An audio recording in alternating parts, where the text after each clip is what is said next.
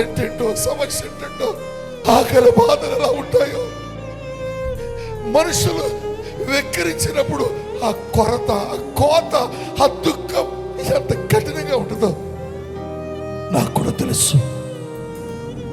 ఒక లోకుడిదే కొరతతో, అదే దుఃఖంతో, అదే బాధతో, అదే వేదనతో ఇక్కడికి వచ్చావా? ఎన్ని సంవత్సరాల నుంచి నా జీవితం మారుద్దనుకుంటున్నాను, కానీ ఎక్కడికి మారడం లేదు.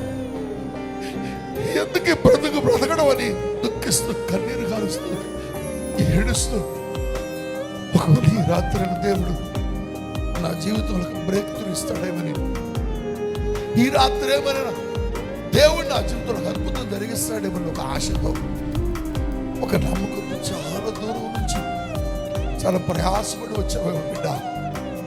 ఖచ్చితంగా ఈ రాత్రి ఒక అద్భుతమైన బ్రేక్ త్రూ చూడగలుగుతావు. ఒక ఆశ్చర్యమైన కార్యాన్ని నువ్వు వచ్చినది ఎక్కడికో తెలుసా?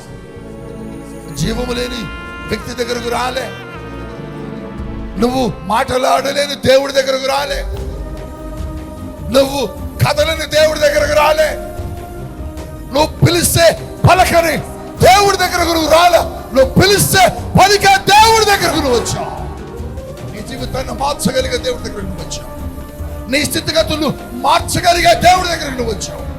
నీ బ్రతుకును మార్చగలిగే శక్తివంతుడైన దేవుడి దగ్గరికి నువ్వు వచ్చావు. ఈ రాత్రి నువ్వు ఖచ్చితంగా ఒక అద్భుతాన్ని పొందుకుంటావు. ఒక ఆశ్చర్యమైన కార్యాన్ని నీ జీవితంలో పొందుకుంటావు.